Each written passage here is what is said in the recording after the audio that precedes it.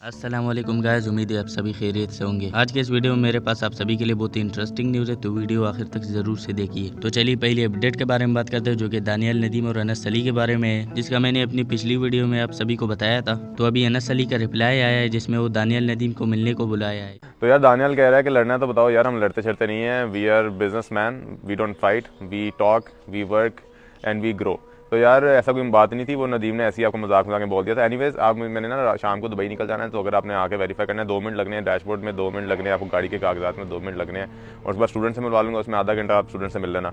तो अभी मैं अपने मतलब ड्राइवर्स को भेज रहा हूँ, अगर आप अभी कॉमेंट कर दो एड्रेस, नहीं तो फिर दुबई के बाद में बात बदल जाएगी। इसी वीडियो का दानियल नदीम ने भी कुछ ये रिप्लाई किया। शॉपिफाई किंग, तुम वाकई में दुबई जा रहे हो या तुम हमें अवॉइड करने की कोशिश कर रहे हो? सेकंड ये कि मैंने तुम्हें लड़ने का नहीं बोला था, मैं ऐसे लड़ाई झगड़ों को बिल्कुल पसंद नहीं करता। मुझे अच्छा लगा कि तुम लोगों के कमेंट्स पढ़ के पंप नहीं है, तुमने एक अच्छा पॉजिटिव रिस्पॉन्स दिया है। लोग तो बोलेंगे कि एक दूसरे का जाके गिरेबान पकड़ लो, लेकिन एक अच्छे और सिविलाइज बंदे की यही निशानी होती है कि वो झगड़ों के बजाय निगोशिएशंस की तरफ जाता है। तीसरा ये कि तुम हर वीडियो में बोल देते हो कि अभी आ जाओ, फौरन आ जाओ। ऐसे नहीं होता मेरे भाई। पब्लिकली अगर तुम किसी चीज को कमिट कर रहे हो तो एटलीस्ट अगले बंदे को तुम्हें एक दिन का टाइम देना चाहिए। बाकी तुम दुबई से हो, हैव अ सेफ जर्नी। मैंने तुम्हें फॉलो भी कर लिया, वापस आ जाओ, फिर इंशाल्लाह तुमसे भी मिलते हैं और तुम्हारी चीजें भी वेरीफाई करते हैं। तो चलिए अब अगली अपडेट के बारे में बात करते हैं, जो कि इकरार हसन और पीर खतीब के बारे में है, जिनका जो अभी कंट्रोवर्सी चल रहा है, जिसका आपको पता ही होगा। तो कल 14 फरवरी को इकरार हसन और पीर खतीब आमने सामने हुए थे, जिसका इकरार हसन ने पहले कहा था कि सारा टाइम हमारे कैमरे ऑन रहेंगे और लाइव होंगे टीवी पर। तो अभी इकरार हसन ने कहा कि हमारे वहाँ पहुंचते ही हमारे कैमरे और मोबाइल हमसे छीन लिए गए, और उन्होंने वहाँ 3 घंटे तक टीम सरियाम को एरकमाल बनाया था, और वहाँ थोड़ी बहुत हाथापाई भी हो गई थी, जिसका इकरार हसन ने कहा कि पीर एक आयत भी नहीं सुना सके, और पीर ने फिर से वही लड़की की आंख से चैन निकाला जिससे 4 बार पहले निकाला था,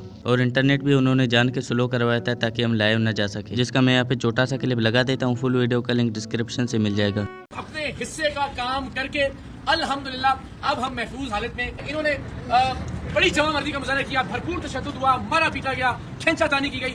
एक आयत नहीं सुना सके मौसूफ, 3 घंटे तक टीम सरेआम को हमें यरगमाल बनाकर रखा। वही बच्ची जिसकी आंख से 4 बार चेन निकाल चुके, आज 5वीं बार भी उसकी आंख से चेन निकाली, तो फिर काहे की हमें कि आप उसको 4 बार में ठीक नहीं कर सके, और आज भी उसकी आंख से चेन बरामद हो रही है। जब हमने कहा जी एक बार और निकाल के दिखा दे, तो फिर उसका कोई जवाब नहीं था। हमारे कैमरे छीन लिए गए, हमारे मोबाइल फोन छीन लिए गए, हमारी रिकॉर्डिंग्स को बंद करवा दिया गया, वहां जानबूझकर इंटरनेट के सिग्नल्स को डाउन करवा दिया गया, और हम जाहिर वहां से लाइव नहीं जा सके। तो चलिए अब अगले अपडेट के बारे में बात करते हैं, जो कि PSL 9 के बारे में है। PSL 9 का कप अभी रिवील कर दिया गया है, जो कि आप अपनी स्क्रीन पर देख सकते हैं, और पेशावर ज़ल्मी ने भी अपना PSL 9 का किट रिवील कर दिया, जो कि ये रहा। तो चलिए अब अगली अपडेट के बारे में बात करते हैं, जो कि राउंड टेबल के वसीम के बारे में है। रेंडमली मुझे स्क्रॉल करते हुए लड़का दिखा, जो कि मुझे तो सेम टू सेम वसीम भाई जैसे दिख रहा था। रिश्तेदार कहते हैं तुझसे शादी कौन करेगा, अब उन्हें कैसे बताऊं, यहाँ लाइन लगी पड़ी है। जब कमेंट्स देखे तो और भी बहुत सारे लोगों ने यही कमेंट किया था कि वसीम जैसे दिख रहा है, जो कि आप अपनी स्क्रीन पर देख सकते हैं। तो चलिए अब अगली अपडेट के बारे में बात करते हैं, जो कि शेर अफजल मरवत के बारे में है। वही बंदा जिसने कहा था प्रोग्राम तो बढ़ गया। प्रोग्राम तो बढ़ गया। अब ये जुमला इतना वायरल हो गया है कि अब इसके पापड़ भी बनने लगे, जो कि आप अपनी स्क्रीन पर देख सकते हैं। तो चलिए अब अगली अपडेट के बारे में बात करते हैं, जो कि काशान महफूज के बारे में है। तो अभी काशान महफूज बहुत ही ज्यादा गुस्सा थे इलेक्शंस के रिजल्ट पर।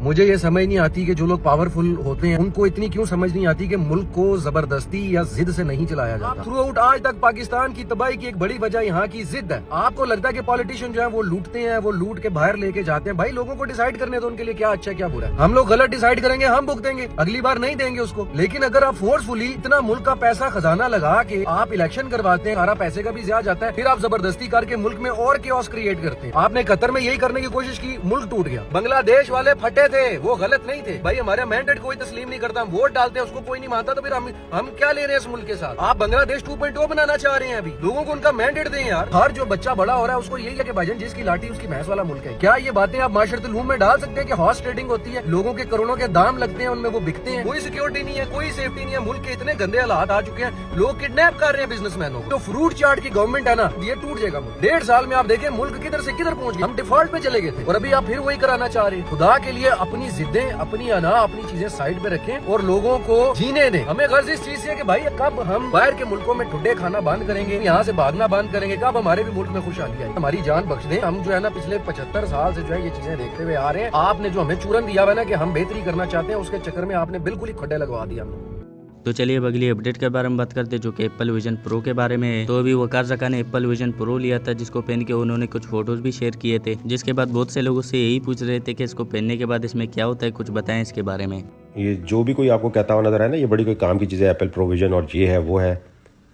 देखो भाई, मैंने तो 2-3 दिन लगाए और गैजेट्स और टेक्नोलॉजी में आपको पता है मैं कितना घुसा हुआ होता हूँ। सर में दर्द भी होगा, ऐसा नहीं कि आप यूज टू हो जाएंगे, लेट के तो मूवी नहीं देख सकते।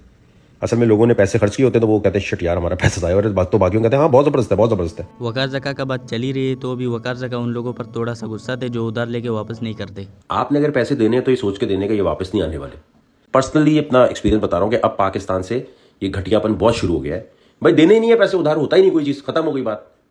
आप ज़कात सदका समझ के दे दिया करो। बोलो मैं अपनी फैमिली का ज़कात सदका दे रहा हूँ, मैंने तो अभी सोचा हुआ है उधार होता नहीं होता भाई फैमिली का ज़कात सदका निकल गया। तो चलिए अब अगली अपडेट के बारे में बात करते हैं जो कि फैसल इकबाल के बारे में। तो अभी फैसल इकबाल स्मार्टफोन्स को लेकर थोड़ा सा सैड थे कि अब गुनाह करना कितना आसान हो गया है। अस्सलाम वालेकुम ख़वातीन व हज़रात। भाई थोड़ा सा बोल्ड टॉपिक है लेकिन बहुत इंपॉर्टेंट है, क्योंकि आजकल ये जो स्मार्टफोन आ गए हैं ख़ास तौर पे यंगस्टर के हाथ में, चाहे वो लड़की हो या लड़का, तो हम सबको ये बात पता है कि फ़ाहिश बहुत आम हो गई है। ये जो फ़ाहिश फिल्में हैं ईज़ी टू एक्सेस हो गई हैं। अगर हम अपने दौर की बात करें तो हम टीवी देख रहे होते थे और कोई इंडियन फिल्म में कोई हल्का गाना शाना भी आ जाता था जिसमें थोड़े छोटे कपड़े नज़र आते, तो अब्बा एक तरफ निकल जाते थे, अम्मा एक तरफ निकल जाती थी, हम लोग एक तरफ निकल जाते थे। मतलब इतना सेंस था कि यार कुछ गलत आ गया है सामने। लेकिन आजकल क्या हुआ है कि बड़ा ही ईजी हो गया क्योंकि मोबाइल फ़ोन हाथ में है। आप कोई वेबसाइट लिखें, आप फेसबुक स्क्रॉल करें या वीडियोज़ के सेक्शन में जाएँ, जो चीज़ देखना चाह रहे हैं वही चीज़ आपको रिकमेंड होना शुरू हो जाती है। तो बड़ा आसान हो गया है आपको गुमराह करना। अब मैं बैठा हुआ सोच रहा था, मैंने भी कहीं ये चीज़ सुनी थी, रेफरेंस में भूल गया, कि इसको छोड़ना भी बड़ा आसान है। अगर आप एक चीज़ जहन में बिठा लें कोई भी गुनाह करते हुए, ख़ास तौर पे मैं ये फ़ाहिश फिल्मों की बात कर रहा हूँ, क्या देखते हुए हम कहाँ देखते हैं ये चीज़ें?